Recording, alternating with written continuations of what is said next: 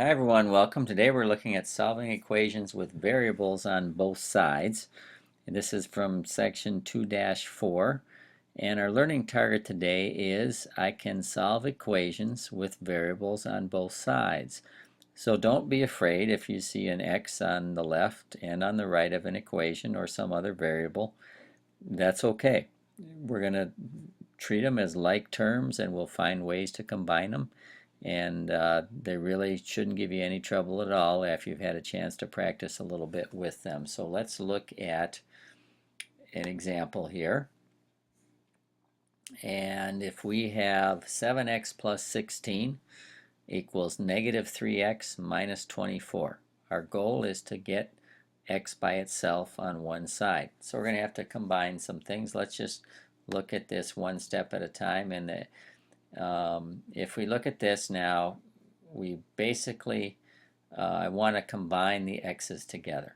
So if I have a negative 3x or minus 3x on the left side, to undo that, I'm going to have a plus 3x here. So you're looking at that sign in front of this 3x. Since it's negative, to undo it, we need a plus 3x here.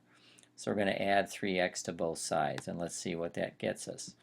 7x plus 3x is 10x. So if we have 7x's sitting there and we add 3x's more to that, we have 10x. You got to be careful. What some students will try to do is they may try to add the 3x to the 16 and they'll try to come up with 19x or something like that. That does not work that way.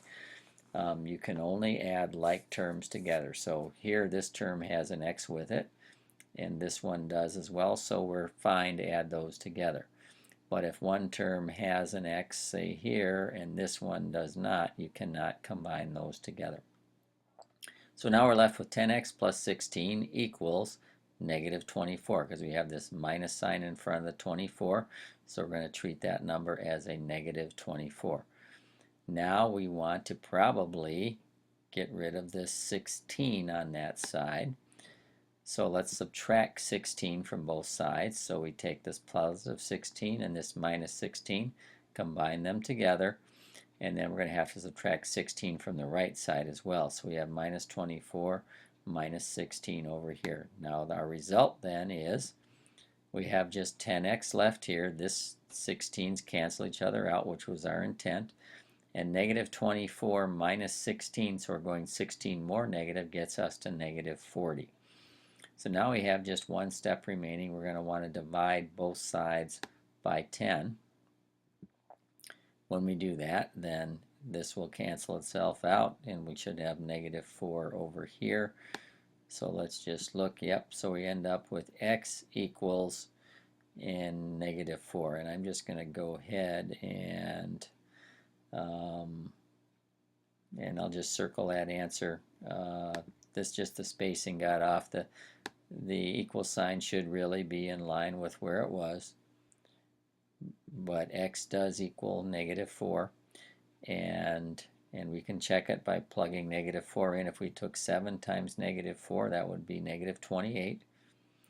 Negative 28 plus 16, so we're getting more toward the positive, is going to be negative 12. And then if we did it this way as well, we had negative 3 times negative 4. That's going to make it a positive 12. Minus 24 is going to be negative 12. So we have negative 12 equals negative 12. That checks out. So we can be confident that this answer is in fact correct.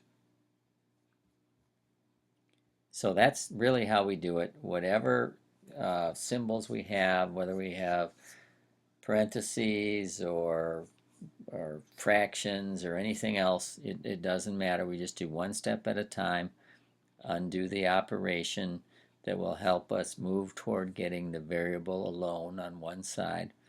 And then as we do that to one side, we have to do the same exact operation to the other side. And as long as we do that, as long as we continue to have the same operation on both sides of the equation, we'll ultimately get to the right answer. Okay?